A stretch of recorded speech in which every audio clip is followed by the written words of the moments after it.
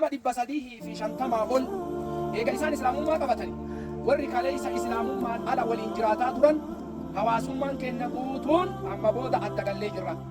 Qara bootaa awwaala nu biraa qaba raasa gatama malee hin awwaalamutu itti murtaa'ee dabarfamee jiru. Nuti yeroo akkana jennu kana sidaama seennee wanni keessa deemaa jiru masjida itti baay'essuuf madarasaa itti baay'essuuf iddoo qabrii isaanii baasuuf wallaahi har'a sidaamni kumaatamii akka jiru diin itti duudaa jira. Eessa qabbaramnaa nu gaafata. Alhamdulillahi rabbil aalamiin. الحمد لله الذي هدانا لهذا الدين وما كنا لنهتدي لولا أن هدانا الله. أشهد أن لا إله إلا الله وأشهد أن محمدا عبده ورسوله أما بعد. السلام عليكم ورحمة الله وبركاته. جالكم توتا قبل توتا فردوتا سكنتا كنا كنتا الحواسة كيال بياديات كابا كبت بقرب إن نجاح أنا نكيل كيس سجراكيس. ويا هالله سينا عجائبا ويو ربي فدي إن شاء الله. اسم برانغا هودي. أكم قونا أكم تانا كم ولي مرة اللي الدون نتهم اتأرجمنو نانو سيداما كيسة ترجمنا. Ana malkaa jala jirra magaalaa Gugumaati. Magaalaan Gugumaatuun asiini eegana kofaleen wal dhiyoo wal bira jirti jechuudha. Wanni waa garaa nama nyaatu guyyaa tokko sagantaa hawaasni badhaan warri islaamummaa bareeddu rabbi isaan badhaase sochii taasisaniin sagantaa guddaa biyya tana irratti qabanii guyyaa tokko keessatti nama 350 ol gara islaamummaa dhufuu danda'eera. Allahu akbar. Wanni kunni waan nama gammachiisu ta'ee gama birooti waan garaa nama nyaatutu jira. Wanni garaa nama nyaatu nama 350 ol jannata rabbii argattanii islaamummaa milkii duniyaa akiraa ittiin argattan kana qabadhaa jedhee ulamaa ifayyuun gaafa san argame eegana gamana isaan affeera. Eega isaan islaamummaa qabatanii warri kaleessa islaamummaan ala waliin jiraataa turan hawaasummaan keenya guutuun amma booda adda gallee jirra. Akkuma gara islaamummaa cicittan hawaasummaa nu keessaa bahaa jedhanii daangaa bira taranii taan ustaanii keenya irratti ni dubbatanii amma booda namni maqaa amma isin ufii waamtan jedhanii islaamummaa tana beeka. Islaamummaa tanaan uf hime qara bootaa awwaala nu biraa qaba raasa gatama malee hin awwaalamutu itti murtaa'ee dabarfamee jiru. Kanaafuu hawaasa kana akkamitti reeffi nama rabbi amanee ulfinna dhaba jechoo irraa ka'anii ustaanni keenya Sheekh Habiib eegana iddoo tanatti rabbii keenya qarqaarsifannee ba'ada rabbiitii hawaasa badhaa qabna. Lafatana ka hawaasni muslimaa eegana ammallee itti awwaalamu waan kana taasifnaaf jedhanii guyyaa dachee tanarra dhufe. Dachee tana asirraa mee achiseen ilaala. Warri amma dhaabbataa jiru kuniin daangaa irra jiranii jechuudha. Asirraan akkuma argaa jirtan akkas kunno kagamarra jiru sunillee. Kaareen kuni jidduu kanarraan gamana bootaa boo'isanii asiin hagachiitti citee asiin ammoo karaan ol fagoodha karatti ba'a.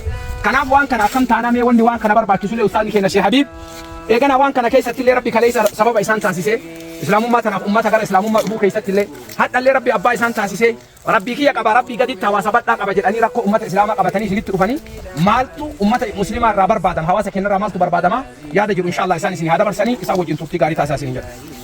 بسم الله الحمد لله الصلاة والسلام على رسول الله وعلى آله وأصحابه ومن والاه أما بعد. أكما بيك كمت أكما أستاذ طالب رضا الله إبسا بريدا قرانيت الدون كن سدام كيسا مقالا قوم أجرما مقالا كان كيسا نما إبسا ديه في شنتمة إسلام ما سمتي جراجتو سنين كيسا إلا كنو نمني كن نما قدا بيكنا نما هذا منا وفي كان إسلامته أتلا إسلامته جرينا نما ديرك كيسا إساتوكو جتو الله أكبر. الله أكبر. مقالا شاشمان ندفين لنجي بولي جها تربا فؤتني نما أتشيدي بان كيسا إسانتو نمني إبسا ديه في شنتمة كن إيغا فؤتين بودا إدريب إنت كيسا awwaala isaanii dhabee jira. Waliin jireenya duraan godhatan hunda dhabee cinqeen guddaan isa aseente waan ta'eef jecha amma dhimmi kun nuti jabaate uummata keenya. Imaamni magaalaa kanaa eenyu dhibee imaamni sun kunoo ta'e kootu mi obboleessa ofi. Imaamni magaalaa kanaa kunoo isaan nama 350 san masjida guutanii jiran quraana qara'amaa jira jum'atu ooqee jira iddoo itti qabbaraman dhabanii 400 lafa tana laalleef kaaree 2500 dachiintu kaaree 2500 kuma 400 bitamti yaada dheeraa isa ol aanaa nutti tahee jira. Nuti yeroo akkana jennu kana sidaama seennee wanni keessa deemaa jirruuf masjida itti baay'essuuf madarasaa itti baay'essuuf iddoo qabrii isaanii baasuuf wallaahi har'a sidaamni kumaatamii akka jiru diin itti duudaa jira. Eessa qabbaramnaa nu gaafataa jira. Ree islaamummaadha haarawa dhiyoo seene waan ta'eef namni rabbi rahmata sii godhe namni waan nuti jedhaa jirru kana dhugaa tahuu isii rabbiin guddate sii ibse jechuudha.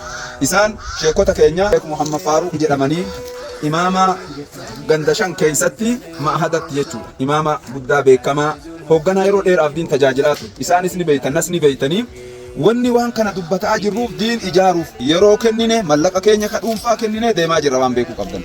من ذا الذي يقرض الله قرضا حسنا نمني لقى غاري بك كانت ربتي لكيسو اسن كيسا اينن kuma dhibba afurii keessaa maal nuu qabattan maal in maqaabira islaamaa kana bittanii waqaftan masjida ijaaruun akkuma waqfii ta'e madrasaa ijaaruun waqfii akkuma ta'e dachii islaamni keessa qabbaramu bituun waqfii isa ajaa'ibaatii jechuudha.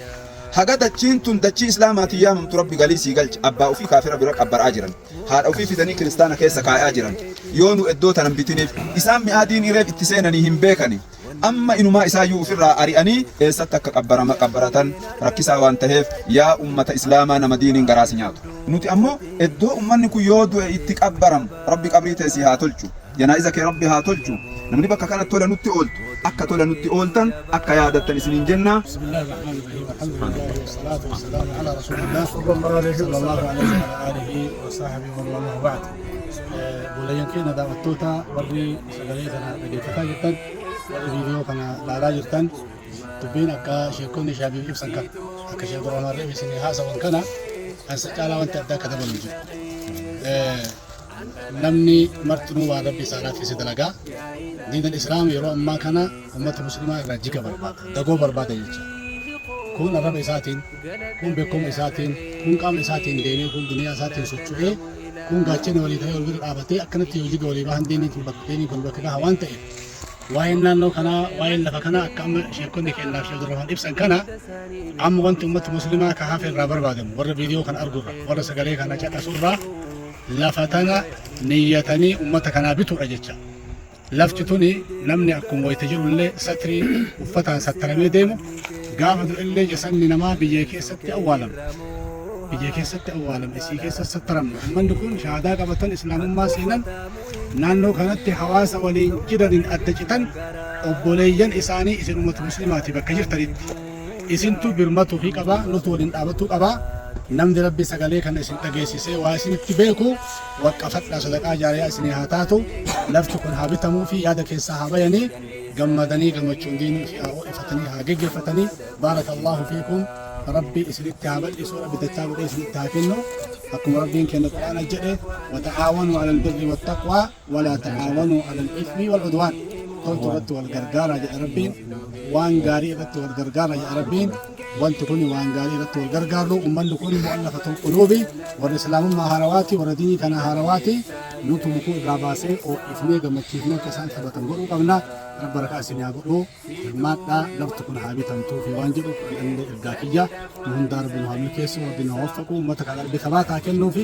diinaa islaama bakka hin gahine rabbi nu haa gahu fuula gara islaamummaas gara galitana kana qofaa miti ka biroollee ergaan akkanuma isinii dabra wal caqafnee wal gargaarree haasimannuu diinaa islaamaa haa bal'ifnu كدرت وجنا قبل ملكي الداخلية والسلام عليكم ورحمة الله وبركاته. وعليكم السلام ورحمة الله وبركاته. إيجا جالتهم صوتك بجمتوته هدفتوته كنا يورب في إن شاء الله سكنتا كون سكنتا سلبا كم اللي بافوري جيتشون هوا سبت تاكمنا يودي كاتي سكنتا كنا نمني هردوفو كما تما هدوني يورب يمكن في إن شاء الله نمني كما فرتما كما شنتما هردوفو دندا يو كما تكتاكا كنيو كما اللي بافوري أشغل دي موانتاتي كنا بابين نقول نسينجرو هوا سنانو سيداما islaamummaa biyyitun guutuun isii qabattuudhaaf akkuma ustaanni keenya siin dura shaabii bisinii jedhan waa sadii nurraa barbaadan tokko islaamummaa qabadhaattanii nu biraan deemina nama nu barsiisu nu kennaa nama nu barsiisu nu ramadaa jedhan inni lammaffaa eega mana kaleessa keessatti baaxila dalannurraa islaamummaa bareeddu nu baaftan mana rabbii nu ijaaraa jedhan inni sadaffaa hawaasummaa keessaa baane iddoo eegana ammallee jiraa keenya itti sattarannu yoo masgiida nu gootan du'aa keenya bootaa itti